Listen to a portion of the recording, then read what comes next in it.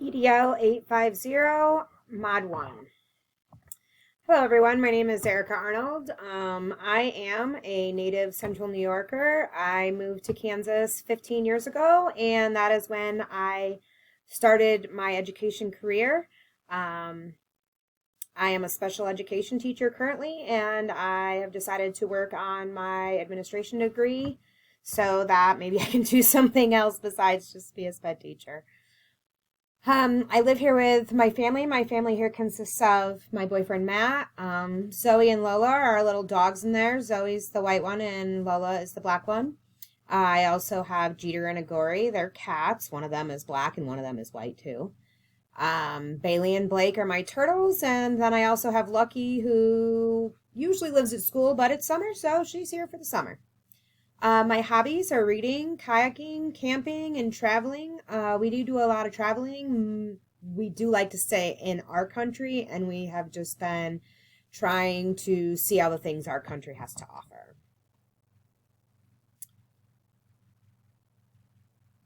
So the federal government and education.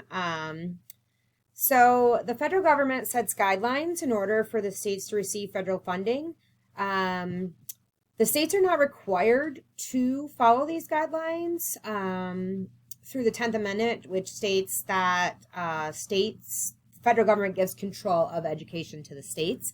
But all states do follow the federal guidelines so that they can receive that available funding. It was very interesting to me to find out that the Department of Education was originally set up to collect information to help states to develop effective schools and not to be a governing body of that. I did not know that. Excuse me.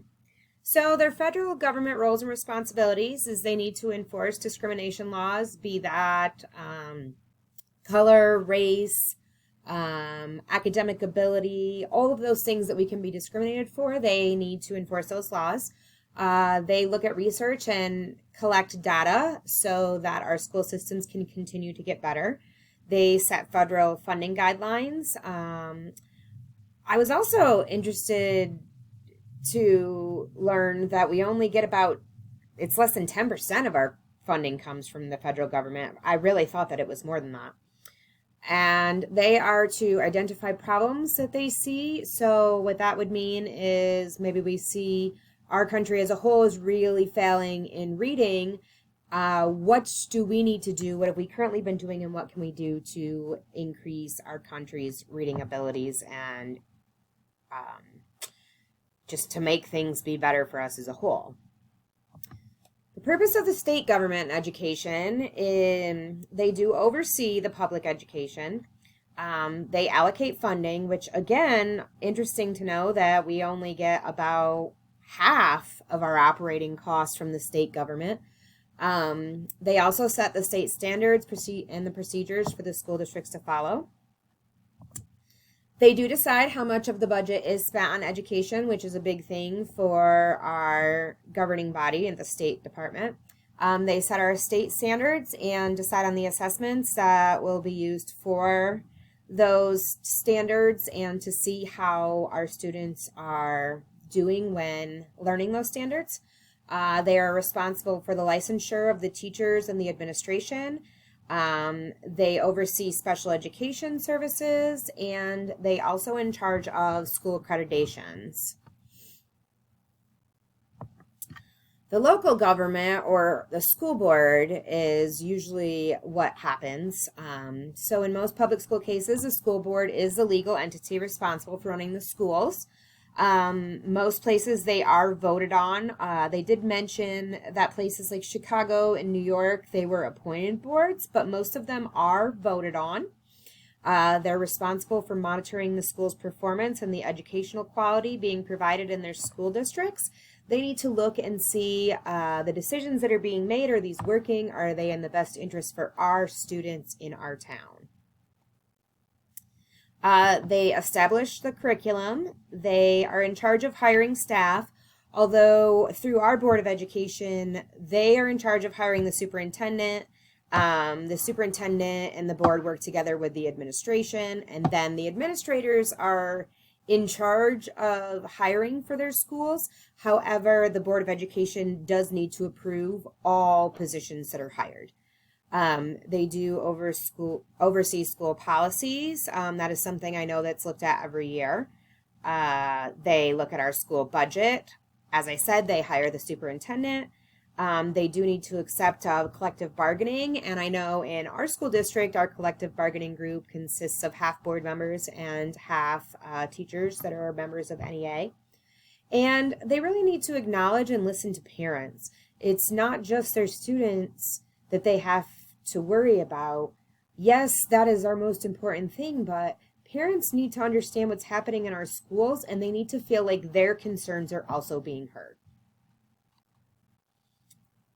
So for the USD 480 school board roles and responsibilities, USD 480 will collaborate with the community to provide effective education, leadership, and professional development that will establish us as a high-performance district. So basically, they are looking at giving all students equal opportunities to pursue and acquire knowledge and to master the curriculum objectives. We have a lot of different programs. We have a lot of different opportunities for students in our building.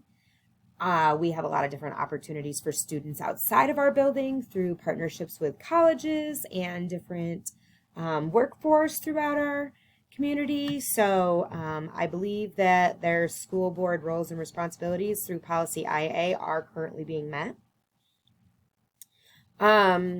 So our board can conduct district business without delegation. That's board policy A.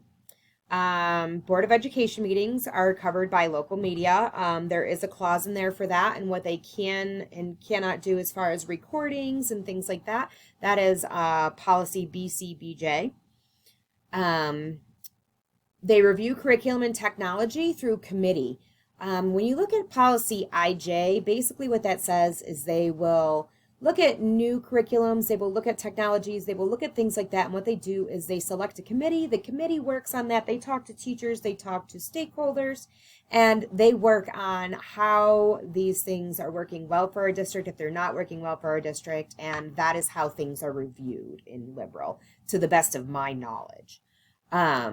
The Board of Education also approves the district-wide operating systems. The ones that I know of that we use are the Go Board Docs, which is where you can find all of our board policies, our negotiated agreements, all those things. We have Power School that we use for grading, attendance, keeping our students' demographics and all those things. We have Alio, which is our employee portal. So that's where employees can go and look at things like leaves and payrolls and their schooling and things like that. School Dude is where we go to put our anything we have that needs to be fixed. So anything maintenance-wise goes into the School Dude system. And then the Get Help system is our technology help system. Those are the only systems that I'm aware of that are used district-wide, although some buildings do have their own, especially in the middle schools and the high schools where the kids are doing more work online. Policies are put into place to create the best educational environment, and those are J policies. There are a whole bunch of them. They refer to students, they refer to staff. We want everyone here to feel welcome, and I believe that would probably be the goal of every school district. So for my personal experiences throughout my career, with my federal experience, I witnessed some of those unintended consequences of No Child Left Behind that they had talked about. I saw teachers that were very nervous about losing their job and only taught to the test. I saw kids that got extremely stressed out because too much emphasis was being put on a test by the teachers because too much emphasis for them was being put on the test. And basically what happened was I did not see a lot of rewards coming out of our schools that I was a part of during the No Child Left Behind time. My other personal experience is, does the federal government really follow the research? Because as we read research and we look at high-performing countries around the world, there are a lot of things that they're doing that the United States is very much against. So I'm just wondering, I mean, they're supposed to research and look at those things and try to make our country the best, But are they really looking at that research and seeing what these other countries are doing? I guess that's probably not for us to know. At the state level, when I moved to Kansas, I did not have a teaching license yet. I was a non-traditional student and I decided to teach later. So I moved out here without my license, but with all of the pieces that I needed to obtain a New York State license. I had taken all of my praxis tests. I had passed them all. Everything was done. I chose not to apply for my New York State license because in the state of New York, you have 5 years to have 5 years teaching experience and a master's degree if you get your teaching license before you have a master's degree. I wasn't sure I was ready to start school right away, so I just wanted to start with the Kansas license. However, because New York praxis and the rest of the country praxis are different, Kansas would not accept those tests, so I had to get my New York State license. They would accept my license and then transfer that, but they would not accept my New York State praxis. So that was just kind of weird, but that was the only issue I've ever had with the state, and it wasn't an issue. It didn't go the way I anticipated. There was no issue. My other personal experiences is for the last 15 years, I've been a special education teacher, and anyone that teaches special education or knows anything about that knows that that is something that the special education department and the state board works on and different paperwork to make sure that we're meeting all the needs for the children. However, what that constitutes is that we get more and more and more paperwork we have to fill out every single year with no more compensation. Again, not the state's problem. That moves down to the local problem, but it has been consistently every year we get more things that we need to do to be in compliance with the special education department. As far as our local school board, when I first moved here, they were not very nice, welcoming, accommodating. In fact, my second year teaching, I remember coming back to our back to school kickoff, and our Board of Education president stood on the stage in front of every teacher and all the new teachers and basically told us what a terrible job we had done the year before and how poor our school district had performed and how he was so disappointed in his teachers and we really needed to put in more effort and that was not going to be satisfactory this year. And it was just so weird to be like, hey, welcome back. You guys all sucked. I felt awful. I can't imagine what new teachers sitting there thought coming into a district and seeing this is how they treat their teachers on the very first day. We now have a school board that is extremely supportive of their teachers. They listen to us. They ask personal questions. I feel like I can talk to them in a non-teacher sense. So by that I mean, when I talk to board members, I have asked before in the past, am I talking to you as so-and-so or am I talking to you as a board member? Because sometimes you have to give different answers, just depending. I know we've all lived this. It is what it is. But anyway, they want to know what's going on in our buildings. They want to know what we think. They want to know what we feel. And they want us to be able to do the very best job that we can out here in the middle of nowhere, Kansas. So this module helped me to begin to understand the inner workings of the governing bodies in education and how they all work to promote the success of all. When we looked at that priority ranking, I couldn't rate between management and communication.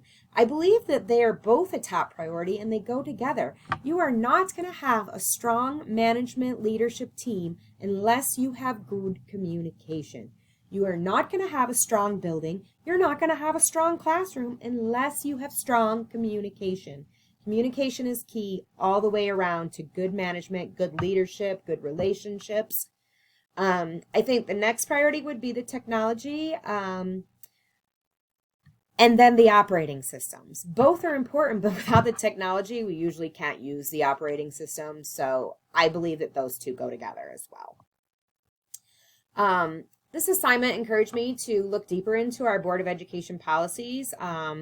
It also helped me gain a better understanding of the roles. As I had said before, I didn't realize the federal government had such a small role. And I didn't realize that I needed to be paying as good attention as I need to be to the State Board of Education. So with my reflection, learning about the different branches of their government, like I said, I need to be paying better attention to the State Board of Education. I also think that this changes the way I'm going to look at our school board. I don't generally want to go anywhere after school. I just want to go home and I'm tired. But they do have Zoom meetings for our Board of Education, so I need to start logging into those and seeing what is happening as it is happening. And I also need to take into consideration what my peers and myself, how I've been feeling the last 15 years about how our district is run, and learning from my peers and thinking about what I've liked and I haven't liked. I've taken a lot of those things into consideration and thought about how I could be a better building leader. So knowing some of these policies in more detail, I think will also help me become a better building leader. The rest of this is the references. I'm just going to kind of scroll through it. So in conclusion, completing this assignment again helped me learn some things I did not know. It opened my eyes up to funding, that's for sure, and where it comes from. And yeah, I had a really good experience, and I can't wait to see what the rest of you came up with. Have a great day.